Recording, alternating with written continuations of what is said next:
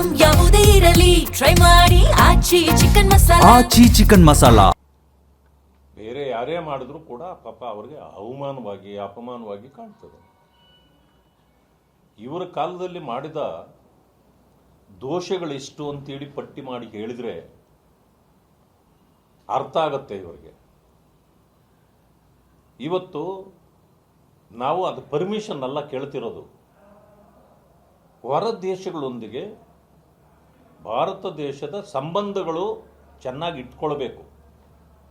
ವ್ಯಾವಹಾರಿಕವಾಗಿಯೂ ಕೂಡ ನಾವು ಅನ್ಯೂನ್ಯತೆಯನ್ನು ನಡ್ಕೊಂಡು ಹೋದರೆ ನಾಳೆ ನಮಗೆ ಸಮಸ್ಯೆ ಇರೋದಿಲ್ಲ.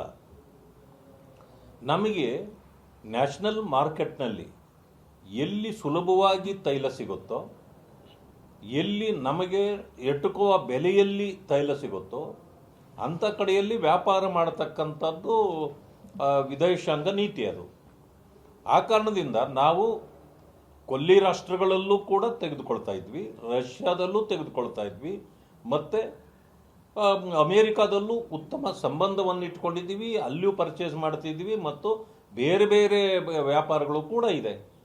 ಅದಕ್ಕೆ ಒಂದಕ್ಕೊಂದು ಅಡ್ಡಿ ಆಗಬಾರ್ದಲ್ಲ. ಆ ಕಾರಣದಿಂದ ನಾವು ಎಲ್ಲಿ ಬೇಕೋ ಖರೀದಿ ಮಾಡ್ತೀವಿ ಅಂತ ಹೇಳ್ತೇವೆ.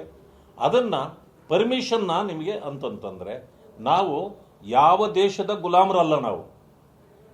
ನಮ್ಮ ದೇಶದ ನಾವು ಇವತ್ತು ಹೇಳಿದ್ದಾರೆ ಮೋದಿಜಿಯವರು, ನಾವು ಯಾವ ವಿಷಯಕ್ಕೂ ಕೂಡ ಯಾರನ ಮೇಲೂ ಕೂಡ ನಾವು ನಂಬೋದಿಲ್ಲ.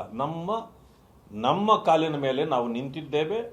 ನಮ್ಮ ವ್ಯಾಪಾರ ಏನಿದ್ರೂ ಕೂಡ ಸ್ವಂತಿಕೆಯಿಂದಲೇ ಮಾಡ್ತೇವೆ ಅಂತಕ್ಕಂಥದ್ದನ್ನು 100 ಸಾರಿ ಹೇಳಿದ್ದಾರೆ. ಅದನ್ನು ತಿರ್ಚಿ ಕಾಂಗ್ರೆಸ್ನವರು ಹೇಳೋದಿದ್ರೆ ಅವರು ಹೇಳ್ತಾ ಹೋಗ್ಲಿ. ಜನಕ್ಕೆ ನಾವು ಉತ್ತರ ಕೊಡಬೇಕಾಗಿದ್ದು ಜನರಿಗೆ ಹೊರತು, ದೇಶದ ಜನರಿಗೆ ಹೊರತು, 140 ಕೋಟಿ ಜನರಿಗೆ ಹೊರತು ಕಾಂಗ್ರೆಸ್ನವರಿಗೆ ಅಲ್ಲ. ಸರ್, ಇದರ ನಡುವೆ ಖಾಸಗಿ ಬಸ್ಗಳು 20% 30% ಯುದ್ಧದ ಕಾರಣದಿಂದ ಪೆಟ್ರೋಲಿಯಂ ದರಗಳು ಹೆಚ್ಚಾಗಿದೆ. ಆದರೆ ಬಸ್ ದರಗಳು ಹೆಚ್ಚಿಗೆ ಆಗ್ತಿರೋದು ಎಲ್ಲೊಂದು ಹೊರೆ ಆಗ್ತದೆ. ಖಂಡಿತವಾಗಿ ಆಗುತ್ತೆ. ನಿನ್ನೆ ತಾನೇ ಹೇಳಿದ್ದಾರೆ 3 ರೂಪಾಯಿ ಜಾಸ್ತಿ ಆಗುತ್ತೆ ಅಂತ.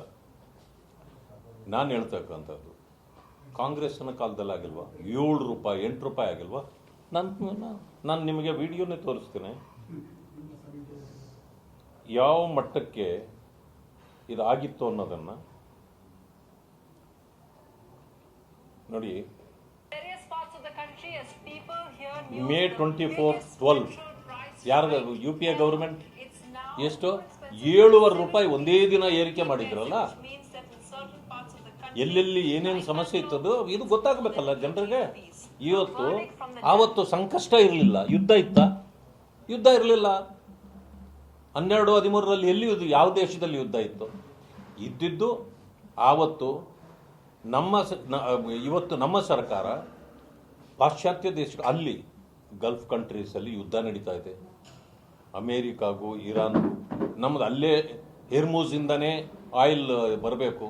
ಆದರೆ ಒಂದೊಂದು ಬೋಟು ಶಿಪ್ ಬರಬೇಕಾದ್ರೆ ನಾವು ಎಷ್ಟು ಕಷ್ಟಪಡ್ತೀವಿ, ಎಷ್ಟು ಕಷ್ಟಪಟ್ಟು ಅಲ್ಲಿಂದ ನಾವು ತಗೊಬರ್ತಾ ಇದ್ದೀವಿ. ಆಮೇಲೆ ಇಂಟರ್ನ್ಯಾಷನಲ್ ಮಾರ್ಕೆಟಲ್ಲಿ ರೇಟ್ ಭಾಳ ಹೆಚ್ಚಾಗಿದೆ. ಇವರು ಒಂದನ್ನು ಅರ್ಥ ಮಾಡ್ಕೊಳ್ಬೇಕು, ಕಾಂಗ್ರೆಸ್ನವರು ಆಪಾದನೆ ಮಾಡೋದಕ್ಕೆ ಮುಂಚೆ ತೈಲ ಕಂಪನಿಗಳಿಗೆ, ನಮ್ಮದೇ ಆದ ತೈಲ ಕಂಪನಿಗಳಿಗೆ ಲಾಸ್ ಆಗ್ತಾ ಇದೆ ಅನ್ನೋ ಕಾರಣಕ್ಕೆ 1 ಲೀಟರ್ ಮೇಲೆ 10 ರೂಪಾಯಿ ಟ್ಯಾಕ್ಸನ್ನು ನಾವೇ ಕಡಿಮೆ ಮಾಡಿಬಿಟ್ವಿ ಕೇಂದ್ರದವರು. ಆದರೆ ಇವತ್ತು ಇದನ್ನೊಂದನ್ನು ಅರ್ಥ ಮಾಡ್ಕೊಳ್ಬೇಕು. ನೀವೇನು ಮಾಡಿದ್ರಿ? ಈಗ ನಿಮ್ಮದೇ ಸರ್ಕಾರ ಇಲ್ಲಿದೆ ಕರ್ನಾಟಕದಲ್ಲಿ. ನಿಮ್ಮ ಟ್ಯಾಕ್ಸ್ ಎಷ್ಟಿದೆ ಪೆಟ್ರೋಲ್ ಡೀಸೆಲ್ ಮೇಲೆ? ತೆಗೀರಿ, 10 ರೂಪಾಯಿ ಕಡಿಮೆ ಮಾಡಿರಿ ನೋಡೋಣ. ಇವತ್ತು ಗ್ಯಾಸ್ ಆಗಲಿ, ಪೆಟ್ರೋಲ್ ಆಗಲಿ, ಡೀಸೆಲ್ಗಾಗಲಿ ಕೇಂದ್ರಕ್ಕಿಂತ ಹೆಚ್ಚು ತೆರಿಗೆ ಆಗ್ತಾ ಇರತಕ್ಕಂಥದ್ದು ಕರ್ನಾಟಕ ರಾಜ್ಯದ ತೆರಿಗೆಯಲ್ಲಿ ಕಡಿಮೆ ಮಾಡಿ 10 ರೂಪಾಯಿ. ಯಾಕಂತಂದರೆ ಸಂಕಷ್ಟ ಇದೆ ಈ ದೇಶದಲ್ಲಿ. ಅದನ್ನು ಮಾಡೋದಿಲ್ಲ. ಪ್ರತಿಯೊಂದಕ್ಕೂ ಕೇಂದ್ರವನ್ನು ದೂಷಣೆ ಮಾಡ್ತಾ ಕುಳಿತರೆ ಸಮಸ್ಯೆ ಬಗ್ಗೆ ಇರೋದಿಲ್ಲ. ಯಾಕೆಂತಂದರೆ ಇದು ಒಕ್ಕೂಟ ರಾಷ್ಟ್ರ. ಕೇಂದ್ರವು ಸಹಕರಿಸಬೇಕು, ರಾಜ್ಯವು ಅದಕ್ಕೆ ಪೂರಕವಾಗಿ ಸಹಕರಿಸಬೇಕು. ಇಲ್ಲಾಂದರೆ ಬರೀ ನಾನು ಅವ್ರನ್ನ ಅಪಾದನೆ ಮಾಡಲಿಕ್ಕೆ, ಕೇಂದ್ರ ಸರ್ಕಾರ ಇರೋದು ರಾಜ್ಯವನ್ನು ಅಪಾದನೆ ಮಾಡಲಿಕ್ಕೆ ಅಲ್ಲ. ಸರಿ.